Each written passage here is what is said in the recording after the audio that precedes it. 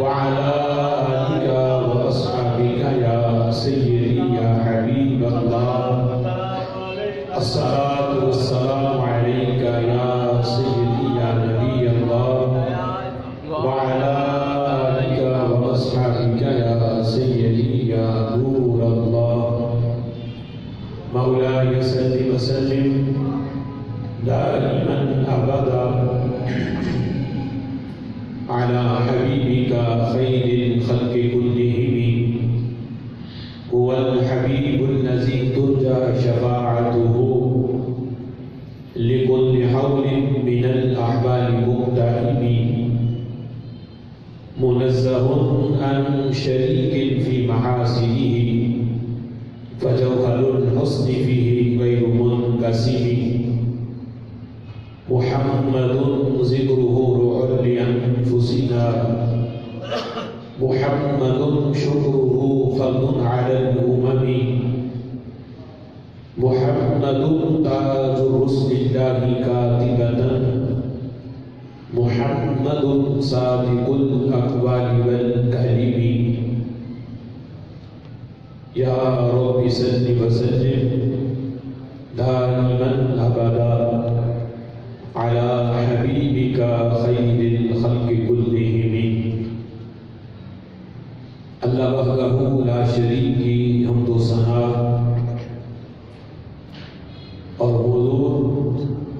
سرور کائنات مفخر موجودات زینت بزم کائنات باعث تخلیق کائنات دستگیر جہاں حامی بے کسان سید سروران قائد المرسلین خاتم النبیین احمد مجتبی جناب محمد مصطفیٰ صلی اللہ تعالی علیہ وبارک وسلم کے دربار دربار دربار ناز میں ہدیہ درود و سلام عرض کرنے کے بعد نہایت ہی معزز محتشم حضرات و سامعین، اللہ تعالیٰ کے فضل اور توفیق سے جمعۃ المبارک کے اس بابرکت اور پرنور اجتماع میں ہم سب کو شرکت کی سعادت حاصل ہو رہی ہے۔ میری دعا ہے رب ذوالجلال ہم سب کی حاضری اپنی بارگاہ میں قبول فرمائے اور خلق کائنات جل جلالہ ہمیں قرآن و سنت کا فہم عطا فرمائے۔ آمین۔ آج کے جمعۃ المبارک میں میری گفتگو کا موضوع ہے حدود اللہ اور عدل و انصاف۔ سبحان میری اللہ۔ دعا ہے رب ذوالجلال ہمیں قرآن و سنت کے احکامات سنا کر اس پر عمل کرنے کی توفیق عطا فرمائے۔ حضرات محترم، خالق کائنات جل جلالہ نے جو احکامات ہم پہ لازم کیے ہیں اوامر اور نواہی کے لحاظ سے، قرآن مجید فرقان حمید میں کچھ احکامات کے کرنے کا اللہ نے حکم دیا اور کچھ کام ایسے ہیں کہ جن سے روکنے کا اور بچنے کا اللہ تعالیٰ نے ہمیں حکم دیا۔ ان احکامات پر عمل درآمد کروانے کے لیے رب ذوالجلال نے عقوبات کا جو نظام ہے وہ قائم کیا۔ عقوبات یعنی سزاؤں کا نظام قائم کیا۔ ان عقوبات سزاؤں کے نظام کے بغیر احکامات پر عمل درآمد یہ ممکن نہیں ہے۔ جیسے کسی ملک میں، کسی شہر میں، کسی علاقے میں وہاں کا حکمران اگر کوئی قانون بنائے تو اس قانون کے کے لحاظ سے سزا کا حکم بھی جاری کرتا ہے کہ اگر اس قانون پہ عمل نہ کیا گیا، اس پہ عمل درآمد نہ ہوا تو اس پر یہ سزا قائم کی جائے گی، یہ سزا دی جائے گی۔ اب جس کی بدولت اس سزا کا فائدہ یہ ہوتا ہے کہ اس سزا سے بچنے کے لیے، اس سزا کے ڈر سے لوگ اس قانون کی پاسداری کرتے ہیں اور اس قانون پہ عمل کرتے ہیں۔ بلا مثال و تمثیل رب ذوالجلال نے بھی جو احکامات ہم پہ لازم کیے ہیں، اللہ تعالیٰ نے دین اسلام کے اندر جو قانون ایک مومن بندے کو، مسلمان کو زندگی گزارنے کے لیے جو قوانین دیے ہیں، ان قوانین پر عمل درآمد کے لیے اللہ تعالیٰ نے عقوبات کا، سزاؤں کا جو نظام ہے اللہ تعالیٰ نے وہ بھی قائم فرمایا ہے۔ عقوبات یعنی سزاؤں کی دو قسمیں ہیں۔ ایک سزائیں وہ ہیں کہ جو دنیا کے لحاظ سے ہے، اور ایک سزا وہ ہے کہ جو کسی جرم پر آخرت کے لحاظ سے ہے۔ لیکن آج ہمارا موضوع جس سزا کے متعلق ہے وہ سزا جو کسی جرم پر دنیا میں دی جائے، یعنی دنیا کے لحاظ سے جو عقوبات ہیں کہ اگر کوئی بندہ کسی جرم کا مرتکب ہوتا ہے تو دین اسلام میں اس کی کیا سزا بیان کی گئی، دنیا میں اس کی کیا سزا ہے، باقی آخرت کا معاملہ یہ الگ ہے، دنیا میں اس جرم کی کیا سزا ہے۔ اب آگے جو عقوبات، جو سزائیں دنیا کے لحاظ سے ہیں، ان کی پھر دو قسمیں ہیں۔ ایک قسم وہ ہے کہ جو اللہ اور اس کے رسول صلی اللہ تعالیٰ علیہ وسلم نے کسی جرم کے اوپر سزا کو بیان کیا۔ مثال کے طور پہ شراب پینے کی حد ہے، یا زنا کی جو سزا ہے، چوری کی جو سزا ہے، یعنی وہ جرم کے جس جرم کی سزا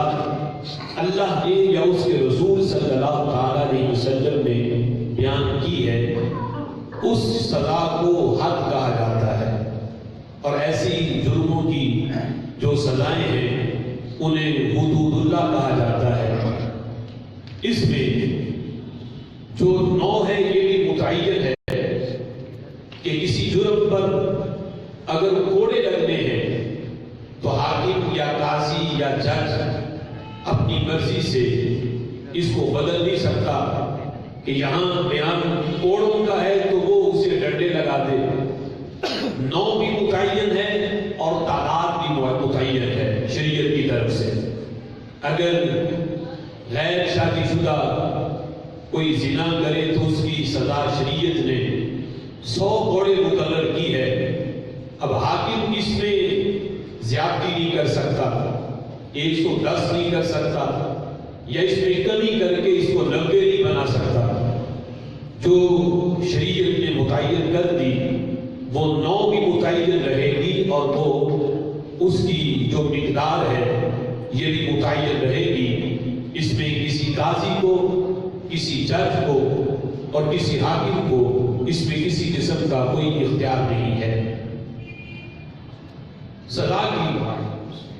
کی دوسری قسم وہ یہ ہے کہ قاضی یا حاکم یا جج اپنی مرضی سے سزا دے۔ شریعت نے کسی یعنی جس جرم کے اوپر شریعت نے سزا بیان نہ کی ہو، اللہ اس کے رسول صلی اللہ علیہ وسلم نے اس سزا کو بیان نہ کیا ہو کہ اس جرم پر یہ سزا ہوگی، قاضی اپنی مرضی سے اس جرم کی سزا دے تو اسے تعزیر کہا جاتا ہے، اسے حد نہیں کہا جاتا بلکہ تعزیر کہا جائے گا۔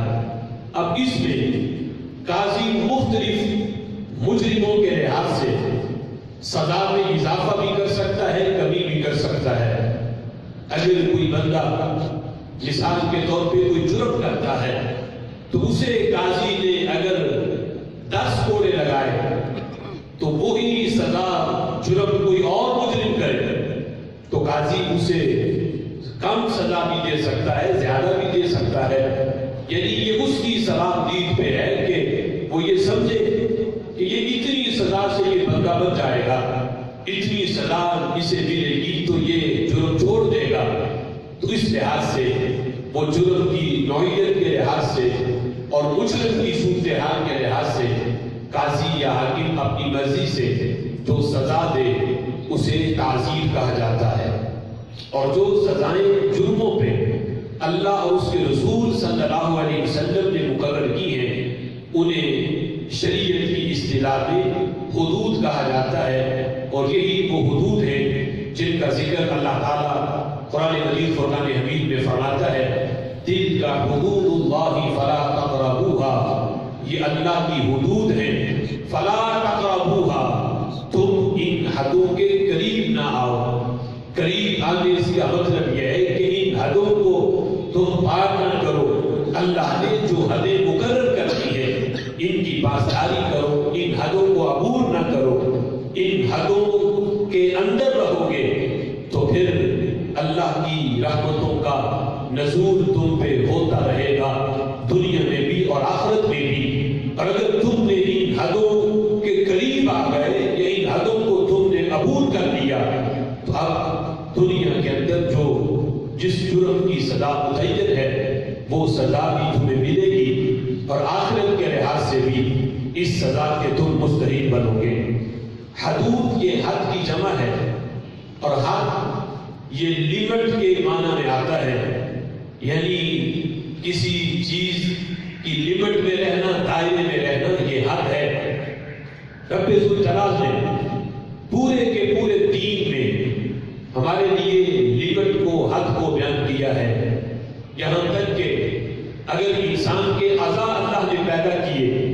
تو ہر اعضاء کی حد بندی بھی اللہ نے بیان کی. کان پیدا کیے تو کان کی بھی حد بندی ہے، کان کی بھی ایک لیمٹ ہے کہ یہ سنو اور یہ نہ سنو. آنکھ پیدا کی اللہ نے، آنکھ کی ایک لیمٹ بنائی، یہ دیکھو یہ نہ دیکھو، یہ دیکھنا تمہارے لیے جائز ہے اور یہ دیکھنا یہ تمہارے لیے ناجائز ہے. اس حد تک دیکھ سکتے ہو، اس سے آگے اللہ نے لمٹ بیان کر دی. اگر اس سے عبور کرو گے تو پھر تم اللہ کی حدوں کو عبور کر جاؤ گے. پورے کے پورے دین میں اللہ تعالیٰ نے ایک مسلمان ایک مومن کے لیے حدوں کو قائم کیا ہے. لیکن آج جس معنی میں ہم لفظ حد کو بیان کرنا چاہتے ہیں اس سے مراد وہ حد ہے، وہ سزا ہے جو کسی جرم کے اوپر اللہ اور اس کے رسول کی طرف سے مقرر شدہ ہے اور وہ سزا اس جرم کے مرتکب کو دی جاتی ہے. اسے شرعی طور پر حد کہا جاتا ہے. مثال کے طور پہ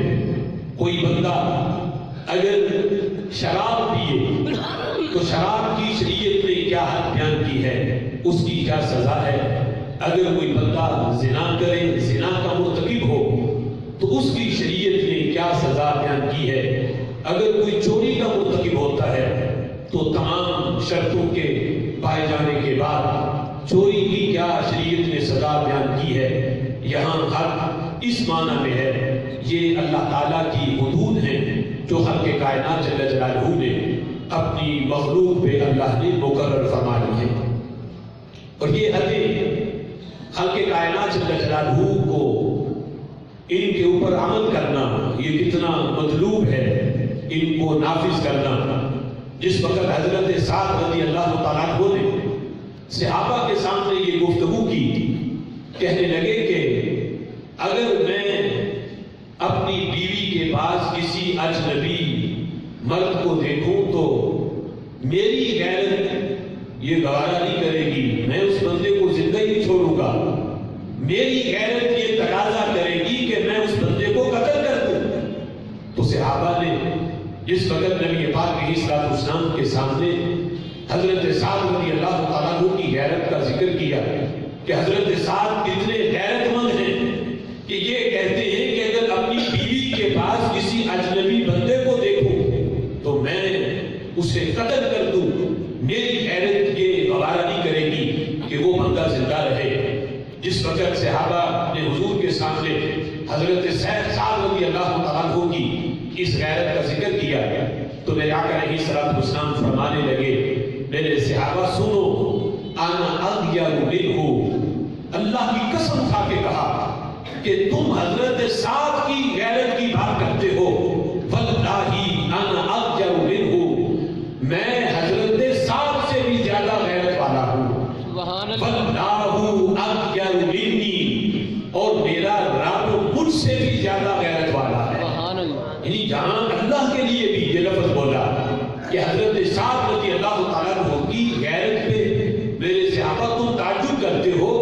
سعد سے زیادہ غیرت والا میں ہوں اور میرا رب مجھ سے بھی زیادہ غیرت والا ہے۔ اب جس وقت یہ لفظ بولے تو حضرت سعد رضی اللہ تعالیٰ عنہ کی اس انداز پہ میرے آقا علیہ الصلوۃ والسلام کا یہ فرمان جب صحابہ نے سنا تو صحابہ کو بڑا تعجب ہوا کہ اللہ کے بارے میں بھی نبی پاک علیہ الصلوۃ والسلام نے غیرت کا لفظ بولا، تو اس پہ تعجب ہوا کہ اللہ کی غیرت کا مطلب کیا ہے۔ اللہ تو جو ہے وہ زوجہ سے پاک ہے، وہ تو اس قسم کے رشتے سے پاک ہے،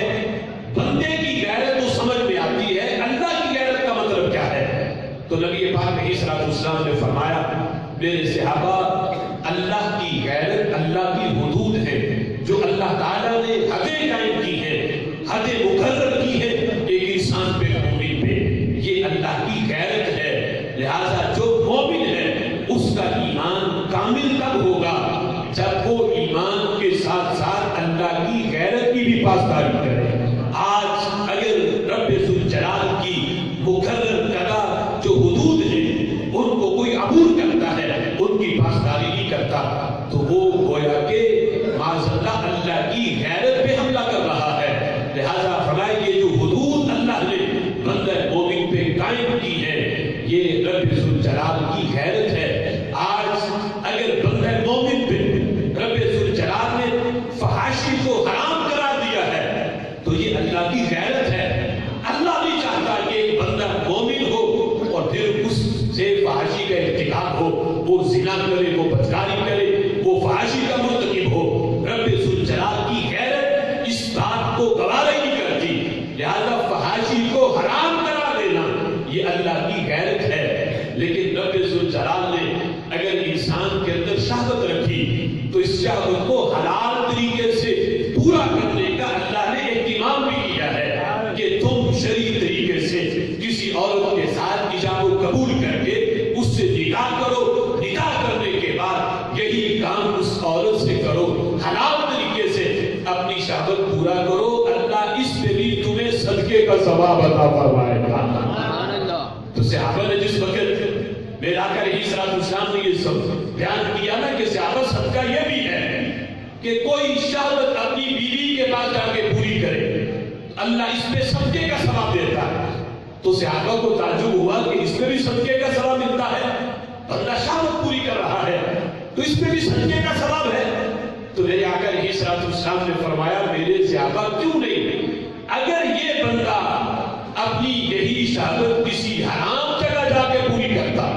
تو وہ فحاشی کا، بدکاری کا مرتکب ہوتا، اس کے اوپر حد نافذ ہوتی، اللہ کی حدود کو توڑنے والا وہ مجرم قرار پاتا۔ لیکن اس نے حدوں کو توڑا نہیں، حد میں رہ کے اس نے اس شہوت کو حلال طریقے سے پورا کیا ہے۔ اگر حرام جگہ پہ پورا کرتا تو یہ گناہ بنتا، چونکہ حلال جگہ پہ پورا کر رہا ہے، لہذا رب ذوالجلال کی حد کی پاسداری کرنے کی وجہ سے اللہ اس کام پر بھی اسے صدقے کا ثواب عطا فرماتا ہے۔ لہذا خلق کائنات جل جلالہ نے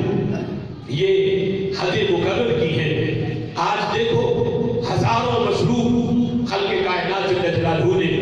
انسان کے لیے پیدا کیے، اگر ہم ان مشروبوں کی تعداد کو گننا شروع کریں تو ہو سکتا ہماری گنتی میں نہ وہ کتنے شربت ہیں، کتنے مشروب ہیں، کتنی اللہ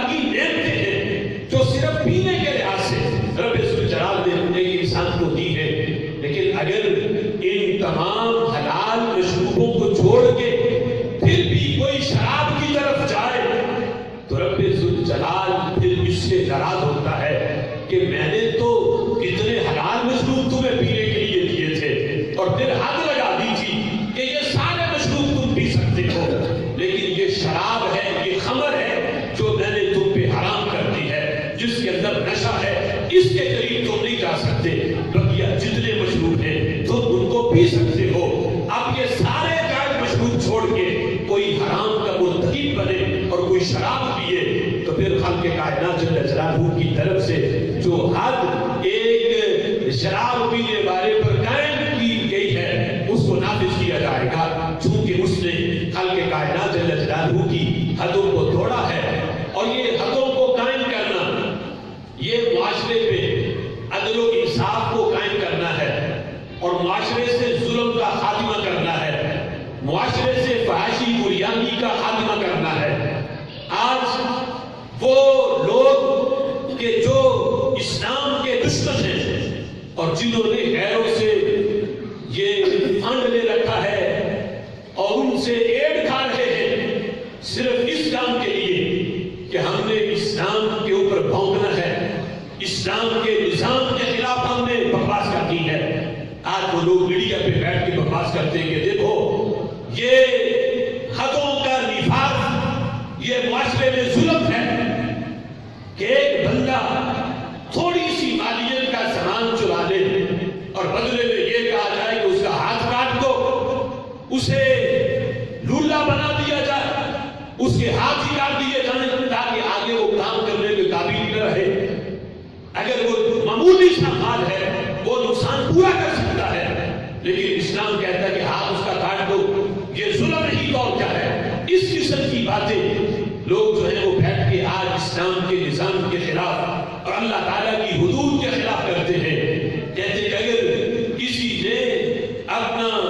یہ زنا کر لیا، شہوت پوری کر لی حرام طریقے سے، اسے اور سزا دے دو، یہ سزا تو نہیں کہ اسے پتھر مار مار کے اسے سنسار کر دیا جائے۔ اسے جو ہے ایک اس نے ظلم کیا اور ایک ہے اسلام اس پہ معذرہ ظلم کر رہا ہے کہ اسے قتل کر دیا جائے۔ ایک بندے نے ناحق کسی کو قتل کیا، اب اسے اور سزا دینی چاہیے، یہ نہیں کہ ایک تو قاتل ظلم کر رہا ہے اور ایک دن مقتول پہ بھی ظلم کر کے اسے بھی قتل کر دیا جائے، تو یہ تو ظلم ہے۔ اس قسم کی باتیں کر کے لوگ آج اسلام کی حدود کے خلاف بکواس کر رہے ہیں، لیکن انہیں پتہ ہی نہیں کہ یہ جتنی بھی شرعی حدود ہیں یہ عقلی ہے ہی نہیں، یہ قیاسی ہے ہی نہیں۔ اسلام کے کچھ احکامات ایسے ہیں جو قیاسی ہیں اور کچھ ایسے ہیں جو غیر قیاسی ہیں، عقل میں آتے ہی نہیں۔ اسلام نے یہ احکامات اس لیے رکھے کہ عقل میں آئے پھر بھی مانو، عقل میں نہ آئے پھر بھی مانو۔ مومن وہ نہیں جو اسلام کے نظام کو اپنی عقل کے ترازو پہ تو دے کہ جو عقل مانے گی اسے ہم تسلیم کریں گے اور جس کا عقل انکار کر دے گی اس کا ہم بھی انکار کر دیں گے۔ یہ گاندھی جیسے یہود و نصارہ کے جن جو آج اس قسم کی سوچ مسلمانوں کے اندر راج کر رہے ہیں، اسلام کا روپ دھار کے قرآن و حدیث کی آیات اور حدیثیں پڑھ پڑھ کے آج لوگوں کو گمراہ کرنے کی کوشش کی جا رہی ہے کہ یہ اسلام یہ ہے کہ جو عقل میں آئے اسے مان لو اور جو عقل تمہاری تصدیق نہیں کرتی اسے چھوڑ دو۔ لیکن ہمارا رب یہ کہتا ہے مومن وہ ہوگا عقل میں آئے پھر بھی مانتا ہے، عقل میں نہ آئے اپنے رب کے حکم کو پھر بھی تسلیم کرتا ہے۔ اگر یہ شرعی حدود قیاسی ہوتی، عقلی ہوتی، تو پھر میں پوچھتا ہوں لوگوں سے کہ کوئی جرم تو ان جرموں سے بڑے ہیں لیکن شریعت نے ان کی معافی رکھی اور ان کے مقابلے میں دوسرے جرم دیکھے جائیں تو وہ کم ہیں لیکن شریعت کہتی ہے ان پہ سزا دی جائے۔ مثال کے طور پہ ایک بندہ کافر ہے، مشرک ہے، پوری کائنات میں کفر سے بڑھ کے اور شرک سے بڑھ کے کوئی جرم نہیں، وہ بندہ حالت کفر میں چوریاں بھی کرے، زنا بھی کرے، ڈاکے ڈالے،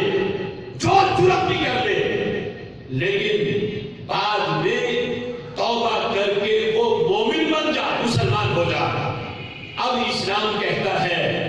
رب کا قرآن کہتا ہے، میرے نبی کا فرمان کہتا ہے،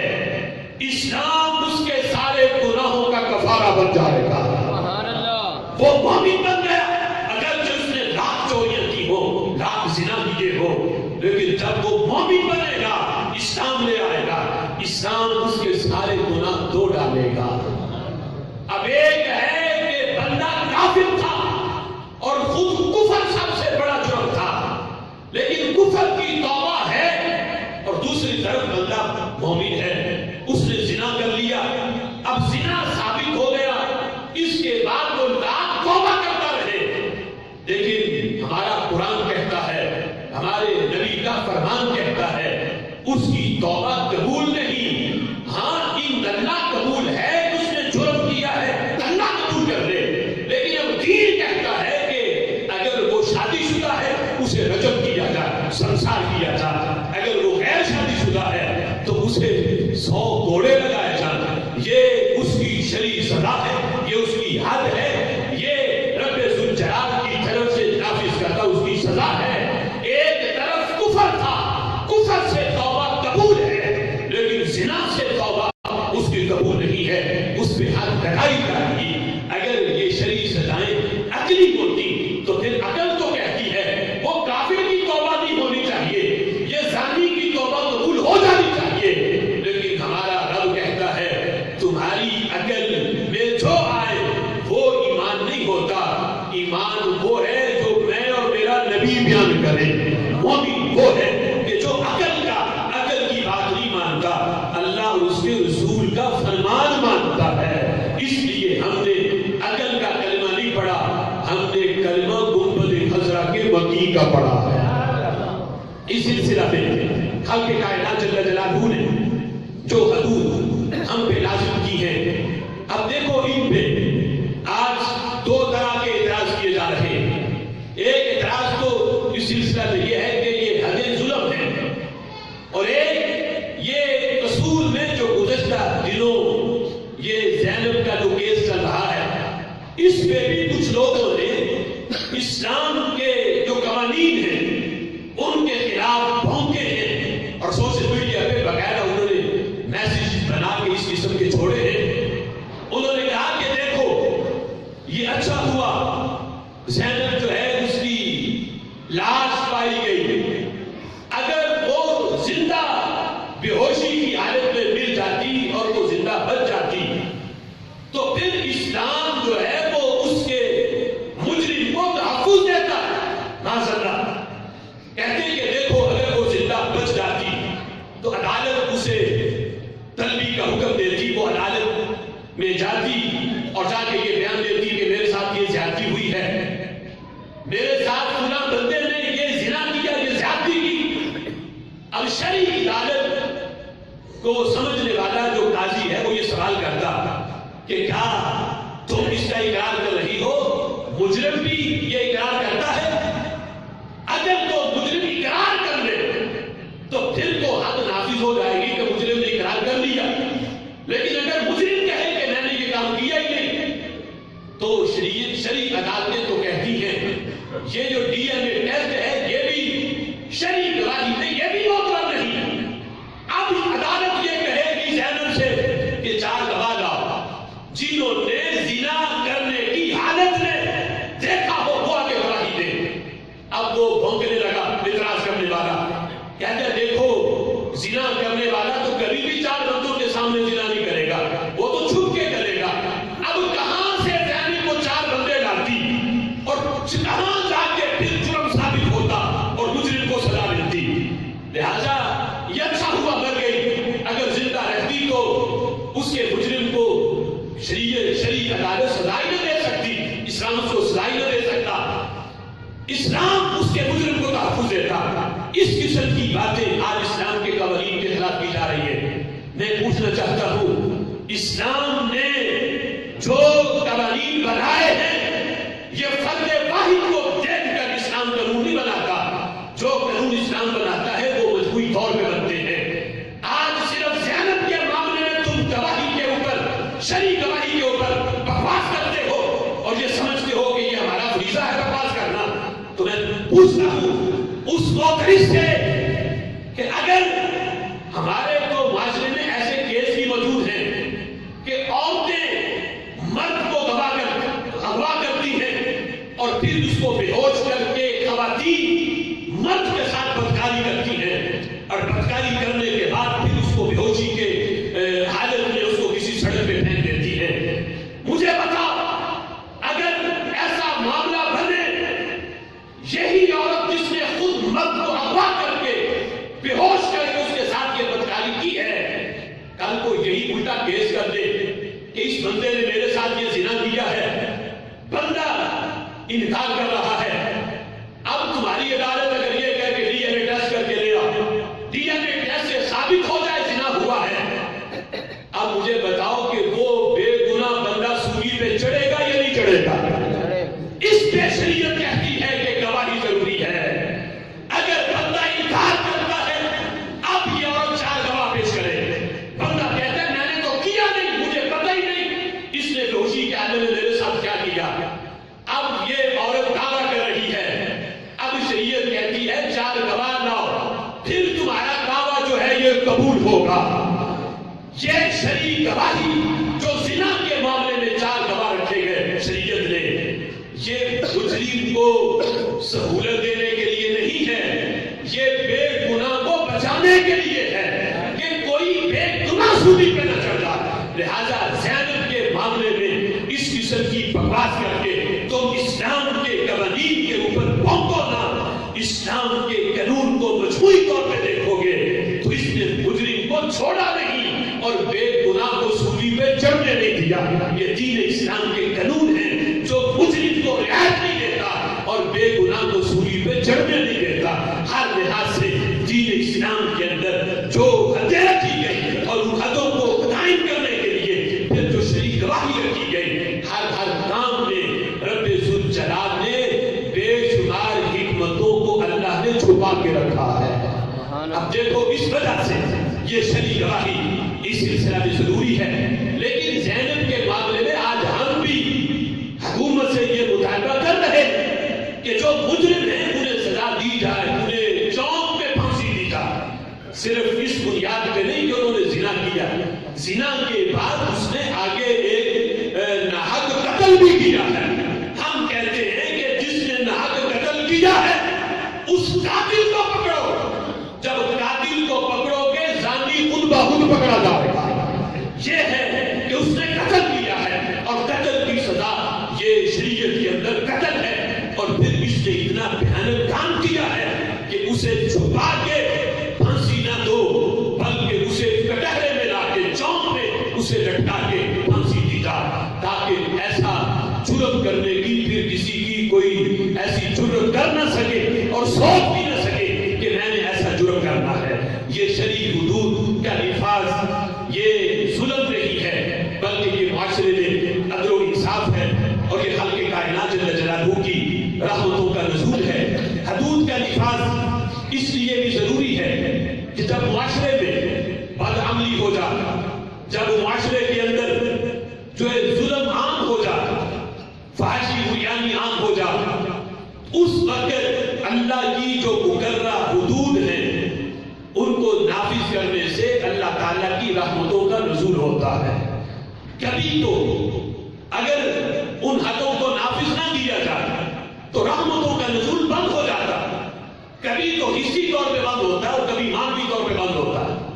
حصی طور پہ یہ ہے کہ کسی علاقے پہ ظلم ہو رہا ہے, بدکاری فحاشی عام ہے, وہاں کا حاکم وہاں کا قاضی شرعی حد نافذ نہیں کر رہا تو حصی طور پہ رحمت بند اس طرح ہوگی کہ وہاں کا آسانی ہو جائے گی, بارشوں کا نزول بند ہو جائے گا. یہ حصی طور پہ رحمت کا نزول بند ہونا ہے. اور مانوی طور پہ یوں ہے کہ بارش تو برستی ہے, ہر روز برستی ہے, خزانے بھرے ہوئے ہیں,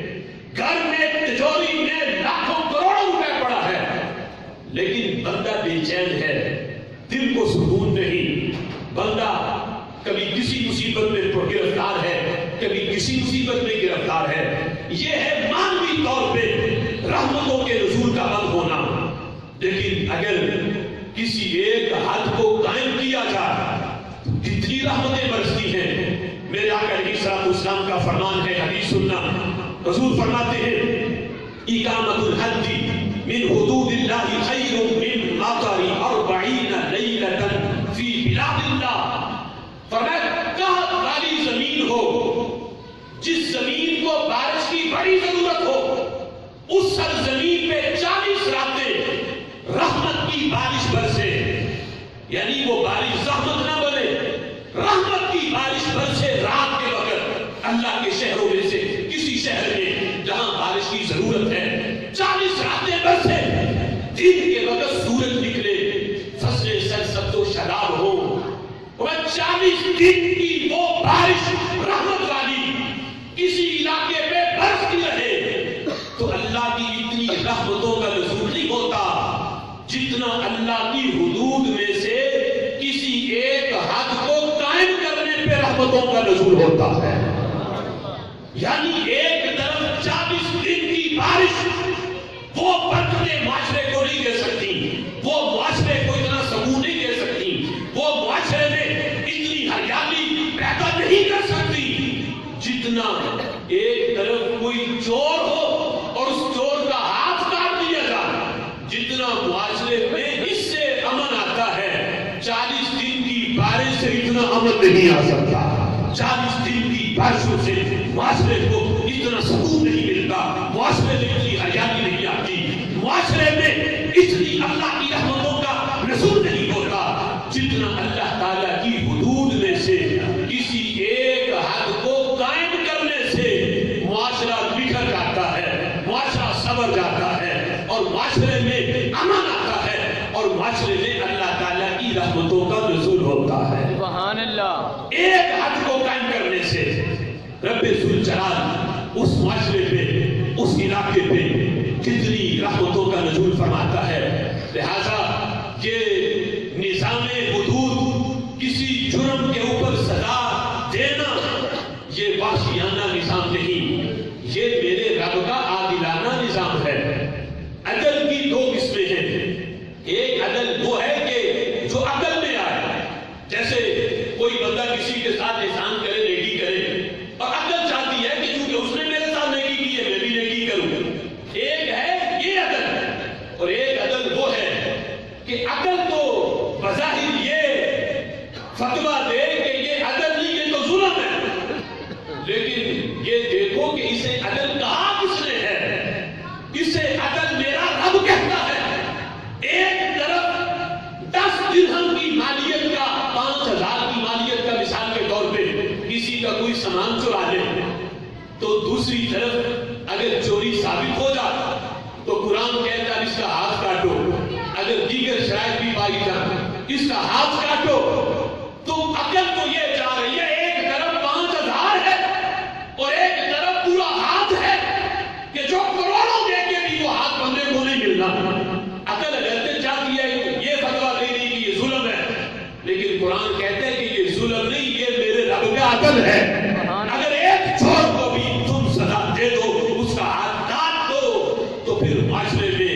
یہ چوری والا جرم ختم ہو جائے گا، پھر کسی کا یہ چوری کرنے کی طرف کسی کی سوچ بھی نہیں آئے گی، وہ یہ جرم کرنے سے پہلے 1000 بار سوچے گا اگر میں نے یہ جرم کیا تو میرا ہاتھ میرے بدن کے ساتھ ہی رہے گا، اسے کاٹ دیا جائے گا۔ جسے تم وحشیانہ نظام سمجھو، جسے تم ظلم سمجھو، میرا رب کہتا ہے یہ ظلم نہیں ہے، یہ میرے رب کا عدل ہے، یہ میرے رب کا انصاف ہے۔ دیکھو ایک ماں اپنے بچے سے کتنا پیار کرتی ہے، لیکن بچے سے غلطی ہو جائے ماں مارتی بھی ہے، ماں سزا بھی دیتی ہے۔ اگر ماں سزا نہ دے تو وہی بچہ کل کو ماں کے رشتے کو بھی بھول جاتا ہے، اتنا باغی بن جاتا ہے، وہ ماں کی بھی عزت نہیں کرتا۔ آج اگر ماں چاہتی ہے کہ میرا بچہ میری کل کو عزت کرے، وہ اس کی چھوٹی چھوٹی غلطیوں میں بھی اسے ٹوکتی ہے، اسے سزا دیتی ہے، کل کو بڑا ہو کے یہی بچہ معاشرے کے لیے امن سلامتی کا ضامن بنتا ہے، ماں کے مقام کو بھی سمجھتا ہے، ماں کی عزت بھی کرتا ہے۔ لیکن اگر ماں اس وقت اپنی محبت کا اظہار کرتے ہوئے اپنے ہاتھ کو روک لیتی، آج بچہ باغی بن جاتا۔ کہاں ایک ماں کا پیار اور کہاں میرے رب کا پیار؟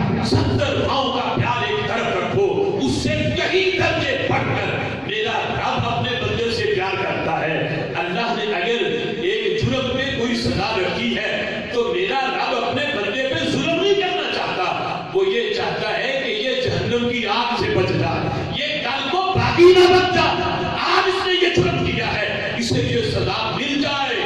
کل کو جو میں نے جہنم تیار کر رکھی ہے اس جہنم کی سزا کا یہ مستحق نہ بنے، اس سے بچ جائے۔ آج سزا معمولی ہے، میرا رب چاہتا ہے کہ میرا بندہ جہنم کی آگ سے محفوظ ہو جائے۔ آج ماں جب اپنے بچے کے اوپر اسے تربیت کے لیے سزا دے دے تو یہ ظلم نہیں، تو اللہ نے جو حدود قائم کی ہیں یہ بھی ظلم نہیں، یہ بھی میرے رب کی رحمت ہے۔ رحمت کی ساتھ اللہ چاہتا ہے کہ اگر بندے سے کوئی جرم ہو گیا، اس کی اللہ نے سزا بیان کر دی اور وہ سزا اگر اسے دنیا میں مل جائے تو آخرت میں پھر وہ توبہ بھی کر لے تو آخرت میں اس جرم کی اسے سزا نہیں ملے گی۔ آج وہ لوگ جو یہ کہتے ہیں کہ یہ بہت بڑا ظلم ہے تو ان کا آخرت پر ایمان ہی نہیں، انہیں پتہ ہی نہیں کہ جہنم کی سزا کتنی بڑی ہے، انہیں پتہ ہی نہیں کہ آخرت کی سزا کتنی بڑی ہے۔ پوری کائنات میں ظلم کی جتنی بھی بڑی سے بڑی تم صورتیں کیسی کر لو سزا دینے کی کہ یہ بہت بڑی سزا ہوگی، یہ بہت بڑا طریقہ ہوگا۔ رب کعبہ کی قسم، آخرت کی سزا کا وہ ایک قطرہ بھی نہیں بنتا۔ آج دنیا میں کوئی بڑی سے بڑی سزا کہ یہ بہت بڑی سزا ہے، جسم کی بوٹیاں کر دو، ٹکڑے کر دو، جتنے مرضی اسے کرنٹ کے جھٹکے لگا دو، لیکن اگر اس کے مقابلے میں آخرت کے عذاب کو وہ دیکھے، قبر کے عذاب کو دیکھے، جہنم کے عذاب کو دیکھے تو اسے یہ سزا اسے قطرہ محسوس ہوگا۔ تو میرا رب چاہتا ہے کہ معمولی سزا دنیا میں لے لے، میرا بندہ جہنم کے عذاب سے بچتا۔ تو یہ رب ذوالجلال کی رحمت ہے کہ دنیا میں جس جرم کی سزا بندے کو مل جائے اللہ تعالیٰ آخرت میں پھر اس جرم کی سزا نہیں دیتا۔ یہ حدیث ہے، میرے آقا علیہ الصلوۃ والسلام ارشاد فرماتے ہیں من اصاب حدا فعجل عقوبته في الدنيا فالله اعدل من ان يسني على عبده العقوبة في الآخرة۔ فرمایا اگر بندے نے کسی بندے نے کوئی جرم کیا اور پھر اس نے توبہ بھی کر لی، دنیا میں سزا بھی مل گئی، زانی تھا 100 کوڑے لگ گئے دنیا میں، توبہ کر لی، فرمایا اب اس زنا کی سزا اللہ تعالیٰ اسے آخرت میں نہیں دے گا۔ اللہ اپنے بندے پہ ظلم نہیں کرتا، وہ تو بڑا انصاف کرنے والا ہے کہ جس جرم کی ایک بار سزا دے دی ہے اب دوبارہ پھر اس جرم کی سزا دے۔ فرمایا رب ذوالجلال وہ کسی بندے پہ ظلم نہیں کرتا، اللہ اس جرم کی دوبارہ سزا نہیں دے گا جس کی آخرت میں، جس کی دنیا میں اسے سزا مل گئی۔ اب دیکھو یہ میرے آقا علیہ الصلوۃ والسلام کی تعلیمات تھی، صحابہ سے بھی اگر کوئی جرم اس طرح کا سرزد ہو جاتا تو ان کی چونکہ آخرت پر ایمان بڑا قوی تھا، بڑا مضبوط تھا، وہ یہ سمجھتے تھے کہ اس جرم کی آخرت میں سزا بہت بڑی ہے، وہ خود اپنے آپ کو پیش کرتے تھے۔ وہ حضرت مائز اسلمی رضی اللہ تعالیٰ کی حدیث ہے جو کئی مقامات پہ صاحب مشکات نے بھی اس کو نقل کیا مختلف طرق کے ساتھ۔ وہ آگے حضور کی بارگاہ میں غلطی سرزد ہوئی، ان سے زنا کر لیا تو حضور کی بارگاہ میں آ گئے، آگے عرض کرتے ہیں محبوب طہرنی، محبوب مجھے پاک کرو، مجھے پاک کرو۔ جب 4 مرتبہ گواہی انہوں نے دے دی، میرے آقا علیہ الصلوۃ والسلام نے چونکہ شادی شدہ تھے اور یہ حکم ارشاد فرمایا انہیں رجم کیا جائے۔ حضرت مائز اسلمی رضی اللہ تعالیٰ عنہ کو رجم کر دیا گیا، پتھر مار مار کے انہیں جب سزا دی گئی، قتل کر دیا گیا تو کچھ لوگوں نے حضرت مائز رضی اللہ عنہ کے بارے میں باتیں کی، کہا کہ اس نے گناہ کر لیا تھا تو گناہ کو چھپا دیتا، اللہ نے چونکہ چھپایا تھا تو یہ بھی چھپا دیتا، کیوں اس نے آ کے اپنے گناہ کو بیان کیا؟ تو کہا کہ یہ یوں ان کو مار دیا گیا معاذ اللہ کہ جس طرح ایک کتے کو مارا جاتا ہے۔ جب یہ جملے انہوں نے حضرت مائز کے بارے میں بولے تو میرے آقا علیہ الصلوۃ والسلام نے انہیں روکا اور فرمایا کہ تم میرے مائز کے بارے میں باتیں کرتے ہو؟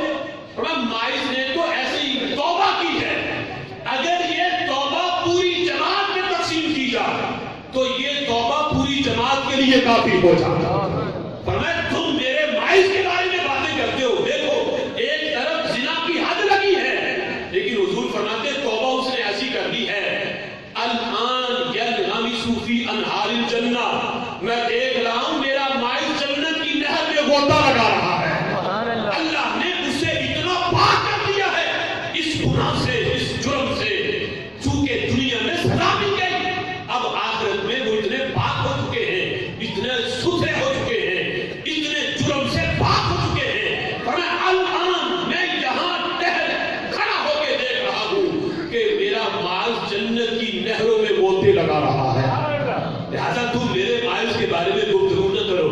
اس سے پتا چلا کہ شرعی حدود کا نفاذ یہ مخلوق پہ ظلم نہیں، یہ اللہ کی اس میں رحمتیں ہیں، اللہ تعالیٰ کی رحمتوں کا اس میں نزول ہوتا ہے، اللہ تعالیٰ اس پہ رحمت برساتا ہے۔ اللہ چاہتا ہے دنیا میں معمولی سزا ہے مل جائے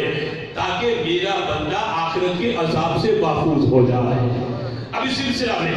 نبی پاک علیہ الصلوۃ والسلام کی بارگاہ میں جب ایک شرابی کو لایا گیا، شراب پی تھی اور بار بار اس پہ حد لگائی جاتی، تو جب صحابہ اسے کوڑے لگا رہے تھے نا، تو ایک صحابی نے یہ کہا کہ اللہم لعنہ، اور تجھ پہ اللہ کی لعنت ہو، یعنی ساتھ حد لگائی جا رہی تھی، ساتھ لعنت کی۔ تو میرے آقا علیہ الصلوۃ والسلام نے روک دیا،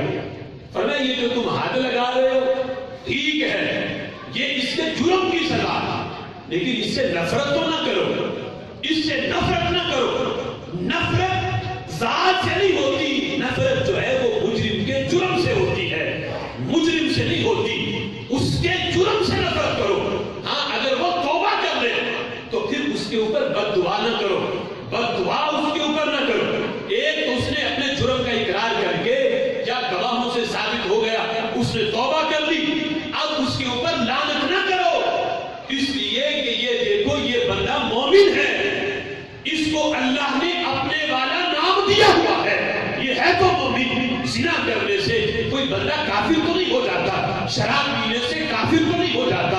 ہاں اگر وہ ان کاموں کے کرنے کے بعد پھر سچی توبہ کر لے تو میرے آقا علیہ الصلوۃ والسلام نے اس مجرم کے بارے میں، اس بندے کے بارے میں اگرچہ اس کے اوپر حد تو نافذ کی ہے، لیکن اس کو بد دعا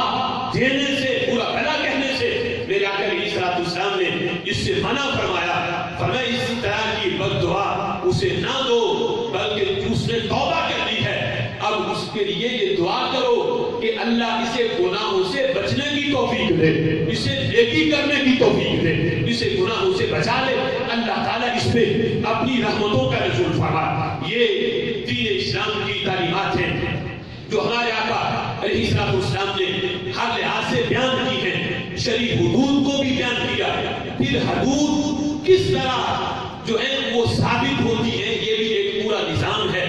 ایسی نہیں کہ ایک بندہ آ کے دعویٰ کر دے اور دوسرے بندے پہ حد قائم کر دی جائے، یہ بھی ایک پورا نصاب ہے کہ یوں حد جو ہے یہ ثابت ہوگی، پھر یوں قائم ہوگی، اور پھر میرے آقا علیہ الصلوۃ والسلام کی تعلیمات میں یہ بھی موجود ہے، فرمایا کہ یہ حدیں قائم کرنا یہ ظلم نہیں ہے، بلکہ اس سے معاشرے میں بھی امن آتا ہے، معاشرے میں سکون آتا ہے، اور خالق کائنات جل جلالہ اس کی وجہ سے اپنے بندوں پہ خاص رحمتوں کا نزول فرماتا ہے۔ اب اس سلسلہ میں سب سے زیادہ جو ذمہ داری ہے ان حدود کے لحاظ سے وہ حاکم وقت پہ ہے، وہ قاضی پہ ہے، وہ حکمران پہ ہے، جس کو اللہ تعالیٰ نے کسی ملک کا حاکم بنایا، کسی علاقے کی حکمرانی عطا کی، سب سے بڑی ذمہ داری ان حدود کے نفاذ میں اس بندے کے اوپر ہے۔ میرے آقا علیہ الصلوۃ والسلام فرماتے ہیں کل قیامت کے دن یجیء المقتول بقاتلہ، مقتول اپنے قاتل کے ساتھ اللہ کی بارگاہ میں آئے گا، اللہ کی بارگاہ میں اپنا کیس پیش کرے گا، مقتول کہے گا فیقول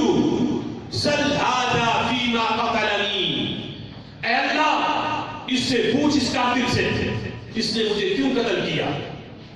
اب جس وقت رب ذوالجلال اگرچہ جانتا سب کچھ ہے لیکن پھر بھی اس قاتل سے پوچھے گا بتا تو نے کیوں مارا، کیا گناہ تھا اس کا، کیوں قتل کیا اس کو۔ فیقول، اب وہ قاتل کیا کہے گا، یعنی اپنا کہ میں نے قتل کیوں کیا یہ بیان نہیں کرے گا، وہ کہے گا قتلتہ علی ملک فلاں، اے اللہ میں نے اس بندے کو فلاں بادشاہ کی حکومت میں مارا تھا، فلاں بادشاہ اس وقت حکمران تھا، اس کی حکومت تھی، فلاں بندہ اس وقت وزیر تھا، اس وقت صدر تھا، اس وقت قاضی تھا، اس وقت وزیر قانون تھا، اس کا دور حکومت تھا، اس کے دور حکومت میں میں نے اسے قتل کیا۔ تو حالانکہ پوچھا تو یہ جا رہا ہے کہ مارا کیوں، تو سبب بیان کرو، یہ تو پوچھا ہی جا رہا حکومت کس کی تھی۔ تو محدثین نے لکھا کہ یہ وہ جواب اس کہ اللہ فلاں بندے کی حکومت تھی، اس نے نظام حکومت ایسا بنایا ہوا تھا، وہ رائے دیتا تھا قاتلوں کو، رشوت لے لیتا تھا، جو اسے تھوڑی سی رشوت دیتا تھا وہ قاتل کو معاف کر دیتا تھا، قاتلوں کو سزا نہیں ملتی تھی، چوروں کے ہاتھ کاٹے نہیں جاتے تھے۔ تو میرے اندر جرأت پیدا ہوئی کہ فلاں بندے نے قتل کیا تھا وہ بچ گیا، فلاں نے کیا تھا وہ بچ گیا، فلاں نے قتل کیا تھا اتنے وہ بچ گیا، جب اسے سزا نہیں ملی تو میں بھی قتل کر دوں، مجھے بھی نہیں ملے گی۔ اس کام نے میرے اندر یہ جرأت پیدا کی، اے اللہ مجھے پکڑنا ہے تو اس بادشاہ کو بھی پکڑ جس نے نظام حکومت ایسا بنایا ہوا تھا۔ اتنی ڈھیل کی تھی مجرموں کو، اتنی سستی اس نے مظاہرہ کیا تھا اپنے نظام حکومت نے۔ اگر وہ قاتل کو سزا دیتا، چور کو سزا دیتا، اگر قاتل کا سر کاٹا جاتا تو آج اللہ میرے اندر بھی جرأت پیدا نہ ہوتی، میں بھی اسے قتل نہ کرتا۔ میں نے بھی مارا ہے تو اس وجہ سے مارا ہے چونکہ اس نے نظام حکومت اس کا سست تھا، ایسا بنایا ہوا تھا، مجرموں کو سہولت دیتا تھا، اس وجہ سے میرے اندر یہ جرأت پیدا ہوئی۔ میں پوچھتا ہوں کل حشر کے میدان میں جب وہ بچی زینب اپنے مقتول کو اللہ کے دربار میں پیش کرے گی تو وہ زینب بھی کہے گی اے اللہ پوچھ اس سے، اس نے میرے ساتھ یہ جرم کیوں کیا، کیوں مجھے مارا، میرا قصور کیا تھا؟ وہ بدکار شخص، وہ قاتل، وہ یقیناً یہ جواب دے گا، کہے گا اے اللہ فلاں بندے کی حکومت تھی، فلاں بندہ وزیر قانون تھا، فلاں بے غیرت وزیر قانون تھا، جس کے سامنے جب یہ معاملہ پیش ہوا وہ الٹا جو ہے وہ خاندان والوں کو، گھر والوں کو کہتا ہے کہ بچیوں کی حفاظت کرنی چاہیے، انہیں باہر نکالا کیوں جاتا، انہیں باہر کیوں نکلنے دیتے ہو؟ وہ کتنے جو ہیں وہ بے حصے والد ہیں جو بچی کو پیچھے چھوڑ کے آپ ریل چلے گئے، اس قسم کی باتیں وہ غیرت کرتا ہے، الٹا کہ مجرم کو پکڑے، مجرم کو سزا دے، الٹا اس قسم کی باتیں کرتا تھا۔ اللہ پہلے 10 کیس شہر قصور کے اندر ہوئے تھے بچیوں کے ساتھ، کسی مجرم کو سزا نہیں ملی تو میرے اندر بھی جرأت پیدا ہو گئی کہ جب 10 کو سزا نہیں ملی میں بھی یہ کام کر لوں تو مجھے بھی سزا نہیں ملے گی۔ یہ معاملہ کل اللہ کے دربار میں وہ زینب کا جو قاتل ہے وہ بھی اللہ کے دربار میں پیش کرے گا۔ تو جتنے بھی دور حکومت کے اندر جو جرم ہوئے، جس کے دور حکومت میں جتنے قتل ہوئے، جتنی چوریاں ہوئی، اگر ان کی سزا وہ حاکم نہیں دیتا، نظام عدل کو قائم نہیں کرتا، یہ سارے جرم اس حاکم کے کھاتے میں لکھے جاتے ہیں اور اس کو جواب دینا پڑے گا، وہ اور اس سے بچ نہیں سکے گا، اللہ کے دربار میں اس کا جواب دینا پڑے گا۔ آج وہ رانا ثناءاللہ، وہ حکومتی مولویوں کو جو چائے کی پیالی پہ بکنے والے ہیں، ان کو اپنی مشاورتی جو ہے وہ مجلس میں بلا کے اور ان کو کھانا کھلا کے چند ہزار میں ان کو خرید کے اگر ان سے یہ بیان کروا دے کہ یہ رانا ثناءاللہ جو ہے اس پہ کوئی حد نہیں بنتی، یہ اپنے جرم سے بالکل پاک و صاف ہے، تو اس عدالت میں تو تم رانا ثناءاللہ بچ جاؤ گے، لیکن وہ عدالت کہ جس پہ کوئی مجرم بچ نہیں سکتا، جہاں نہ دھوکہ چلتا ہے نہ جھوٹ چلتا ہے، جہاں دودھ کا دودھ اور پانی کا پانی ہو جاتا ہے، وہ عدالت کو بھی اپنے سامنے رکھو، وہ رب کی عدالت جو میدان محشر ہے، وہاں اس جرموں کا تمہیں حساب دینا پڑے گا۔ وہ ایران کا ایک بادشاہ تھا، مکران بادشاہ، وہ سیر کرنے کے لیے جب نکلا، راستے میں ایک پل آتا تھا، اس نے پل کراس کر کے آگے سیر کرنے کے لیے گیا، 2-3 دن وہاں پہ رہا، جو اس بادشاہ کے سپاہی تھے، اس نے ایک غریب خاتون کی گائے کو جبرن اس کو پکڑ کے ذبح کر کے اس کو کھا لیا، لیکن اسے انصاف نہ ملا۔ جب بادشاہ واپس آنے لگا، وہ بڑھیا پل کے اوپر کھڑی ہو گئی، بادشاہ گزرنے لگا، اس نے آگے بڑھ کے بڑھیا نے بادشاہ کے گھوڑے کی لگام پکڑ لی اور کہا ہے بادشاہ سن، تیرے سپاہیوں نے میرے ساتھ یہ ظلم کیا ہے، بتا اس ظلم کا حساب اس پل پہ دینا ہے یا پورے سرات پہ دینا ہے؟ اگر اس پل پہ دے دو گے تو بچ جاؤ گے، لیکن میرے رب کا دربار وہاں سے بچ نہیں سکو گے، اس ظلم کا حساب اگرچہ وہ ظلم تمہارے سپاہیوں